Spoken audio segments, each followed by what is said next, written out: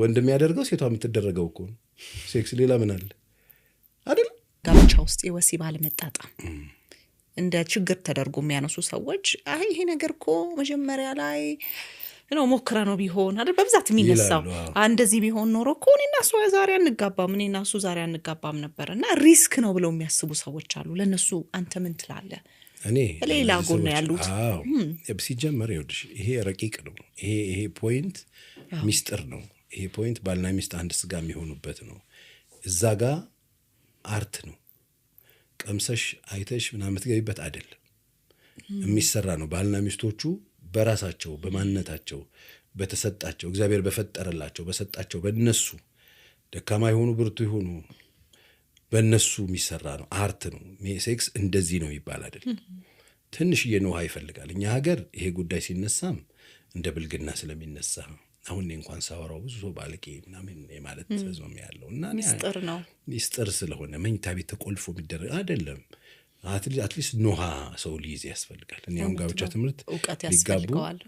ሊጋቡ 2 ቀን ሲቀረው እሱን ሴክሽን እንሰጣለን ምን ማለት እንደሆነ የሁለቱም እኩያ ፍቅረኛሞች የሁለቱም እኩል ፍላጎትና ስሜት የሚያደርጉበት ሁለቱም የሚጽናኑበት የሚደሰቱበት ጆይ የሚያደርጉበት አንዳቸውን በደንብ ትሪት የሚያደርጉበት አንድ ስጋ የሚሆኑበት ከዛ 4ኛ ልጅ የሚያመጡበት ምን ነግራቸዋል። እኛ ሀገር ግን እነዚህ ዋናዎቹ ነገሮች ሳይጠቀሙበት ቀጥታ ልጅ ነው የሚያመጡበት። ልጅ ማምጫ ነው። ልጅ ከመጣበት ደግሞ የወሲብ ህይወት የላቸውም ብዙ ሰዎች ሴክሹዋል ኢንቲሜሲ የላቸውም። አይ እንዶ ትራንዚሽኑ ራሱ አይከብድም? ቸሬ ወልዳ እስክትነሳ ከባድ ነው። ለዚህ ነው ለእርቅ በጣም አስቸጋሪ። ምንም ስሜት የለኝም የሚሉ ሰዎች ተፈጥረዋል። እንዴ ምንም ስሜት የለኝም የሚሉት ለምን ይመስልሻል? ትክክል። ምን ስሜት ይኖራት? በዛ ላይ የመጀመሪያ ጊዜ ርምጥምጥ ሴክስ አድርገው ነው የሚያረግዙት።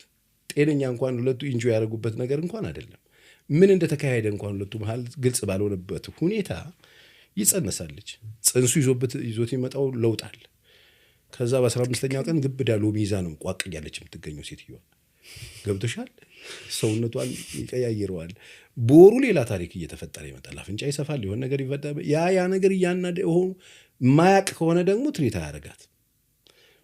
ከዛስ በኋላ ደግሞ እንደዚህ አይነት ነገር ከተፈጠረ በኋላ ብዙዎች ከዛ በኋላ ሴክስ አያደርጉ።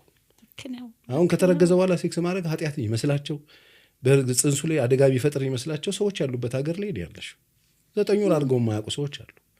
ምን ነው ሲባል አይኑ ይጠፋል ልጄ ምናምን ብላ እሷም እንዳትነካኝ ብላ ወዘናተ ብዙ ሰው ጌታ አሁን ከአይኑ ጋር እንደሱ ብለው ማያረጉ እንደሱ ብለው ፍቅር ህይወታቸውን የፍቅር ጨዋታን የሚያቆሙ በስነ ስርዓት ሲሪየስሊ ብዙ ሰዎች ያደርጋሉ። እርግዝና ላይ አልጋም ይለያል። አይመቸኝም መተኛት ተብሎ ልክ ነኝ አይደል? እሱን ነገር ሃንድል ማድረግ የሚችሉት ይኸውልሽ እሱን ነገር ሃንድል ማድረግ የሚችሉት ከልጅ በፊት ሴክሹዋል ኢንቲሜሲ ላይ ጥሩ ሆነው ኢንጆይ አድርገውበት ተጽናንተውበት ተዝናንተውበት እግዚአብሔር ለሁለት ባለትዳሮች የሰጣቸው ሁለቱም እኩል ደስታ የሚቀዳጁበት ጉዳይ ሆኖ የወንዱ ኃላፊነት ብዙ ሆኖ በወንዱ ትልቅ ኃላፊነት ተሰጠዋለህ አንተ መውሰድ አለበት ብለህ ታስባለህ። ወንድ ነው የሚወስደው ኃላፊነቱን 100% ወንዱ ነው የሚወስደው ኃላፊነቱ ወስዶ። ምክንያቱም እሷን ቃኝቶ ማምጣት ያለበት ወንዱ ነው እንጂ ፍላጎቱን ድርድር አድርጎ ፊቱን እያዞረ የሚተኛበት እኮ ጉዳይ አይደለም። ይሄ አሁን እኛ ሀገር ምንድን የተለመደው ወንድ የሚያደርገው ሴቷ የምትደረገው እኮ ሴክስ ሌላ ምን አለ አይደል? እኔ ሁሌ ነገር ለዚህ ነው እኮ ተይሲ ይችላል እሷ አልሰጥም ትላለች። ሲያጠፋ ትቀጠዋለች በሱ ምናምን እንደ እንጀራ እናት እየተለመነ ተው በእናትሽ ይላል።